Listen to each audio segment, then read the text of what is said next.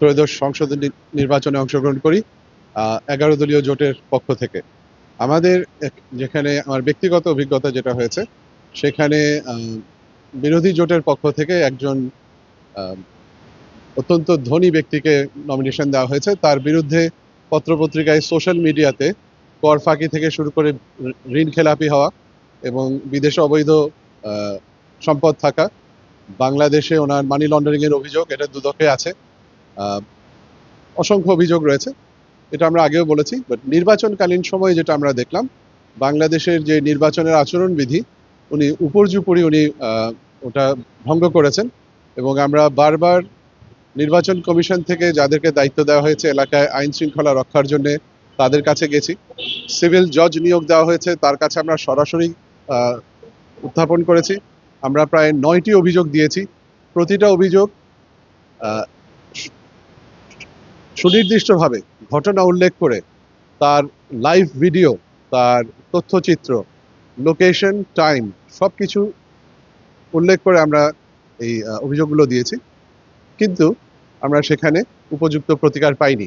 আমাদেরকে বলা হয়েছে যে নির্বাচন কমিশনের এই নির্বাচনী আচরণবিধিতে তার প্রার্থিতা বাতিলের আইন থাকলেও তারা নাকি ওই আইনটা প্রয়োগ করতে পারেন না, এবং তাদের মধ্যে একটা অনীহা দেখা গেছে।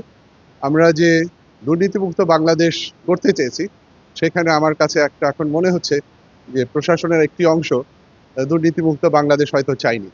কারণ না হলে এই ধরনের আইনের প্রতি অবজ্ঞা, আইন ভঙ্গ করার ক্ষেত্রে শাস্তি হয় না, এটা বিশ্বাস করা আমার জন্য কঠিন। তো আমরা যেগুলো দেখেছি সেগুলো তো আমাদের আছে। দুটো জিনিস আজকে আমরা সরাসরি নির্বাচন কমিশনে উত্থাপন করলাম।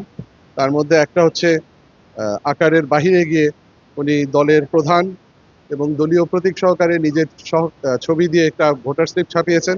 আমাদের ভোটার স্লিপের যেটা আইন করা হয়েছে সেটা 12/8 সেন্টিমিটার, 96 সেন্টিমিটার। ওনারটা হয়েছে 14/10 centimetre, which is 40% larger than other voter slips। আর এছাড়াও উনি বাংলাদেশ সরকারের মনোগ্রাম ব্যবহার করে এখানে দলীয় কতগুলা ইশতেহার অনুযায়ী ওনারা কৃষক কার্ড এবং ফ্যামিলি কার্ড দিয়েছেন, বিপরীতে এই প্রতীকের ছবি। কিন্তু বাংলাদেশ সরকারের মনোগ্রাম ব্যবহার করে এটা করা যায় কিনা মাঠে ঘাটে, এটা নিয়ে আমরা প্রশ্ন তুলেছিলাম। নির্বাচন কমিশন এ ব্যাপারেও কোনো ব্যবস্থা নিতে তারা ব্যর্থ হয়েছেন। এছাড়া ব্যানারে নিয়ম ভঙ্গ করেছেন, শোভাযাত্রার নিয়ম ভঙ্গ করেছেন, আলোকসজ্জা দিয়ে অফিস তৈরি করা, অফিসের যে আকার হবে সেগুলো ভঙ্গ করা, সুনির্দিষ্ট অভিযোগ।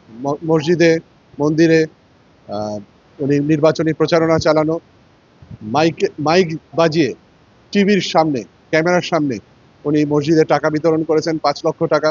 সেটা একটা ভাইরাল নিউজ হয়েছে। সবাই বলছিল যে এতেই তো তার বাতিল হয়ে যাবে, কিন্তু আমরা দেখেছি যে কোনো প্রার্থিতা বাতিলের কিছুই হয়নি। ওনাকে সুযোগ করে দেওয়া হয়েছে নির্বাচনে কন্টিনিউ করার, এবং শেষ মুহূর্তে আমরা দেখেছি অঢেল কালো টাকার ছড়াছড়ি হয়েছে। অসহায় মানুষের কাছে উনি তাদের অসহায়ত্বের সুযোগ নিয়ে টাকার বিনিময়ে ভোট কেনার চেষ্টা করেছেন। বিভিন্ন সূত্রে আমরা যে অঙ্কটা পেয়েছি সেটা হচ্ছে 7 কোটি থেকে 15 কোটি টাকা উনি শেষের 2-3 দিনে খরচ করেছেন। এটা অসমর্থিত সূত্র, এটা কানে শোনা কথা, এটা বলা ঠিক হচ্ছে কিনা আমি জানি না, কিন্তু আমরা জানি যে প্রশাসনের কিছু লোকের সামনেই মহিলাদের কাছে টাকা বিলি করা হয়েছে, কিন্তু প্রশাসন এ ব্যাপারে পদক্ষেপ নেয়নি।